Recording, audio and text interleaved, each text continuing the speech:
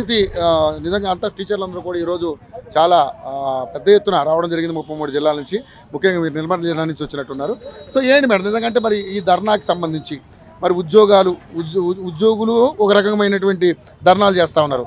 మరి ఉద్యోగులు ఉన్నటువంటి మీరు కూడా మీకు రావాల్సిన ఆ డిఏలు కావచ్చు, ఈ సిపిఎస్ రద్దు విషయం కావచ్చు, అది హెల్త్ కార్డు విషయంలో కావచ్చు, మీరు ధర్నా చేస్తూ ఉన్నారు. సో మరి ప్రభుత్వం నుంచి ఏ విధమైనటువంటి సమాచారం కోరుకుంటున్నారు?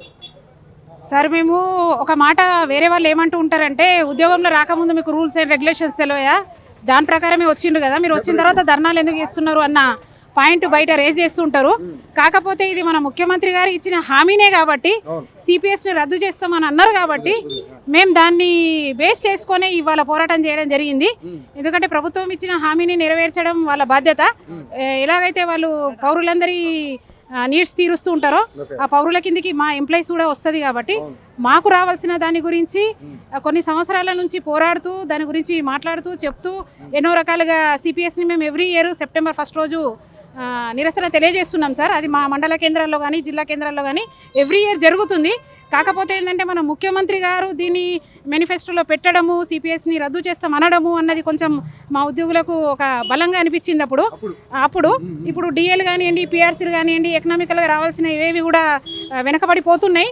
దానికి ఇప్పుడు ఏం చేయలేము, ఆర్థిక పరిస్థితి బాగాలేదు అన్నప్పటికీ ఉద్యోగులు ఓపిక తింటున్నారు సార్.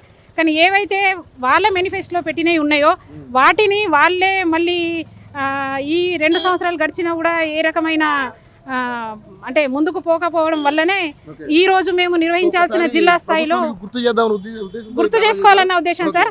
ఎవ్రీ ఇయర్ యాక్చువల్గా ఇది మాకు జిల్లా కేంద్రాలలో జరిగేదే.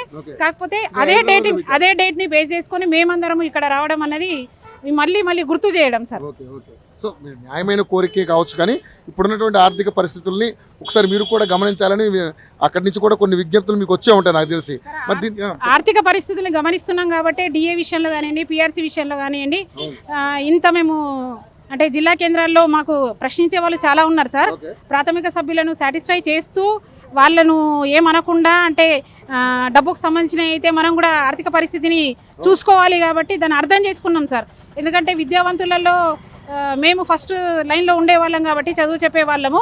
వేరే ఉద్యోగాల కంటే మా సంఖ్య కూడా ఎక్కువ ఉంటుంది, అర్థం చేసుకునే కెపాసిటీ కూడా మాలోనే ఎక్కువ ఉంటాయి సార్. కాబట్టి దాన్ని మేము ప్రాథమిక సభ్యులకు చెప్తున్నాం. డబ్బులకు సంబంధించినవి కాకపోయినా ఈ సిపిఎస్ లాంటివి ఇప్పుడు ఒకవేళ వాళ్ళు ఇచ్చిన హామీకి తగ్గట్టుగా కొన్ని రూల్స్ అండ్ రెగ్యులేషన్స్ వస్తే తర్వాత జరగాల్సిన ప్రక్రియ ఆర్థికంగా జరగాల్సిందే మళ్ళీ జరగనివ్వండి సార్. కానీ దీనికి సంబంధించి మాట్లాడుతున్నారంటే మేడం, జీతాలు ఇచ్చుడే భారంగా కనపడుతుంది, మళ్ళీ కొత్తగా ఇవన్నీ ఎందుకు అంశాలు తీసుకొస్తున్నారు ఇప్పుడు ప్రభుత్వం ముందుకే మాట్లాడుతున్నారు. జీతాలను ఇప్పించడం అనేది భారంగా మాట్లాడుతున్నాం అంటే భారంగా అవుతుంది అన్నది క్రియేట్ చేసుకోవడమే సార్. జీతాలు అన్నది ప్రాథమిక హక్కు కదా సార్. ఇప్పుడు గవర్నమెంట్ ఎంప్లాయీ ఒక ఇది కోరుకుంటున్నారు అంటే వాళ్ళకి లైఫ్ సెక్యూరిటీ ఉంటుంది అన్నట్టే కదా. ఎంతో పెద్ద ఉద్యోగాలు వదిలే ప్రభుత్వం సకాలంలో జీతాలు ఇవ్వలేదు కాబట్టి వాళ్ళు ఇలాంటి మాటలు మాట్లాడారు. అది అంతే సార్. మనకు చాలా వాట్సాప్లలో వస్తున్నాయి, చూస్తాం. మినిమం తిండి పెట్టినప్పుడు కనీసం తిండి అయినా ఇప్పుడు మనం కూడా సార్ బస్ స్టాండ్కి వెళ్ళేటప్పుడు మనం బస్సు వస్తే సరిపోతాయి అనుకుంటాం, బస్సు వచ్చినాక సీట్ దొరకాలనుకుంటాం, సీట్ దొరికినాక కిటికీ పక్కన అనుకుంటున్నాం. మేము అంత దూరం వరకు ఆలోచిస్తలేం సార్. కాబట్టి ప్లేస్ ఇప్పుడు ఉద్యోగం వస్తే సేఫ్టీ ఉంటుంది అన్నట్టే దీంట్లో వచ్చినాం. కానీ ఇప్పుడు మీకు జీతాలు ఇవ్వడమే ఫస్ట్ అంటే టైంకి ఇస్తున్నాం కదా అనడం అనేది అది గత ప్రభుత్వం వల్ల జరిగింది. దాన్ని మీరు సరి చేసుకున్నారు, మేము దాన్ని ఒప్పుకుంటాం, అభినందిస్తాం సార్, అభినందిస్తాం. కానీ మీ మేనిఫెస్టోలో సిపిఎస్ గురించి కూడా ఉంది కాబట్టి అది ఎట్లయితే మీరు సెట్ చేసినారో దాన్ని ఈ వ్యవస్థను కూడా మీరు సెట్ చేస్తారన్న నమ్మకం మాకుంది. దాన్నే ఇక్కడ వరకు మేము తీసుకొచ్చినాం, చూపించగలిగినాం. కొన్ని చిన్న ఆటంకులు సార్, లేడీస్ వచ్చిండ్రు, దాంట్లో ఫీడింగ్ మదర్స్ ఉన్నారు, తర్వాత ప్రెగ్నెంట్ లేడీస్ ఉన్నారు, ఇంతవరకు వస్తున్నారు. అంటే సిపిఎస్ అన్నది ఒక ప్రాథమిక హక్కు సార్. రిటైర్మెంట్ తర్వాత ఇప్పుడు మనం ఉద్యోగంలో ఎన్ని సంవత్సరాలు ఉన్నా ఏం చేసినా అది వేరు. కానీ కొన్ని లక్షల జీతం ఇచ్చే ప్రైవేట్ ఉద్యోగాన్ని వదిలిపెట్టుకొని గవర్నమెంట్లో వస్తున్నారంటే ఓన్లీ మనం పెన్షన్ ఒకటి వస్తుంది, మనకు ఆసరాగా ఉంటుంది అన్నది ఒకటే. వేరే రాష్ట్రాల్లో కొన్ని చోట్ల పోయింది కాబట్టి అక్కడ ఎట్లా చేస్తున్నారు అన్నది మన ముఖ్యమంత్రి గారు ఒకసారి ఆలోచించి సిపిఎస్ మీద కూడా పాజిటివ్గా మేనిఫెస్టోలో పెట్టినట్టుగా పాజిటివ్గా రియాక్ట్ అవుతారన్న నమ్మకంతో మేము ఈరోజు వచ్చినాం సార్ ఇక్కడికి. హెల్త్ కార్డు కూడా సార్, హెల్త్ ఇష్యూలు ఎట్లా అంటే ఇప్పుడు మనకు ఒక స్టెంట్ వేస్తే 3-4 లక్షలు ఈజీగా, 5-6 లక్షలు ఈజీగా అవుతుంది సార్. మ్యాక్సిమం మనకు 2 లక్షలే వస్తుంది సార్ స్టెంట్ అన్నది. అదే మనకు రియంబర్స్మెంట్ ఇప్పుడు పోలీస్ డిపార్ట్మెంట్కి భద్రత ఉంది సార్, వాళ్ళ శాలరీలో నుండి కట్ చేస్తారు. ఆ భద్రతా స్కీమ్ వాళ్ళకు మీకు కూడా శాలరీలో కట్ చేయమని అంటున్నారు. చేయమంటున్నాం సార్ మేము. అంటే ప్రభుత్వం మీద భారం వేయడానికి మేము కూడా ఉండలేం, కానీ ఒకేసారి మాకు 2 లక్షల కంటే మాక్సిమం రాదంటే 4 లక్షలు బిల్ అవుతాయి సార్. ఇప్పుడు శాలరీ మీదే మొత్తం చేసుకోవడం అంటే ఎవరో ఆస్తులు ఉన్నాయి పాస్తులు ఉన్నాయి అన్నది కాదు. ఇప్పుడు మేము ఉద్యోగం మీదనే బతుకుతున్న క్యాండిడేట్స్ చాలా మంది ఉన్నారు. వీళ్ళు దీన్ని ప్రభుత్వం ఏదైతే మాకు దాంట్లో సేఫ్టీ సైజ్ ఇవ్వగలుగుతుందో దానికి తగ్గట్టుగా మేము కూడా మా శాలరీలో నుంచి వేరే డిపార్ట్మెంట్స్, ఇప్పుడు పోలీస్ డిపార్ట్మెంట్ భద్రత ఉంది సార్, వాళ్ళు ఎట్లా చేస్తున్నారు ఒకసారి చూసి మాకు కూడా మేము ఇవ్వడానికి కూడా రెడీ ఉన్నాం. ఎందుకంటే ఏదైనా బాగాలేదు అన్న టైంలోనే మాకు ఎంత డబ్బులు రావాలో దానికన్నా తక్కువ వస్తూ ఉన్నప్పుడు మాకు ఇబ్బంది అవుతుంది సార్ అది కూడా. కాబట్టి దాన్ని కూడా సో ప్రభుత్వం వెంటనే మీ సమస్యకు ఒక పరిష్కారం ఆలోచించాలని మీరు కోరుకుంటున్నారు. ఓకే, ముఖ్యంగా మనకు సిపిఎస్ రద్దు, ఓపీఎస్ని తీసుకురావాలి.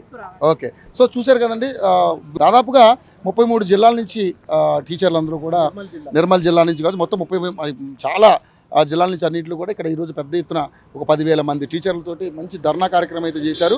కేవలం ప్రభుత్వానికి అంటే మేనిఫెస్టోలో పెట్టినటువంటి ఏదైతే ఈ సిపిఎస్ రద్దు అంశం ఏదైతే ఉందో జస్ట్ ప్రభుత్వం మర్చిపోతుందేమో సార్ గుర్తు చేద్దామనే ఉద్దేశంతో ఇంత పెద్ద కార్యక్రమం చేసామంటూ కూడా వీళ్ళు నిష్పక్షపాతంగా నిజాయితీగా చెప్తా ఉన్నారు.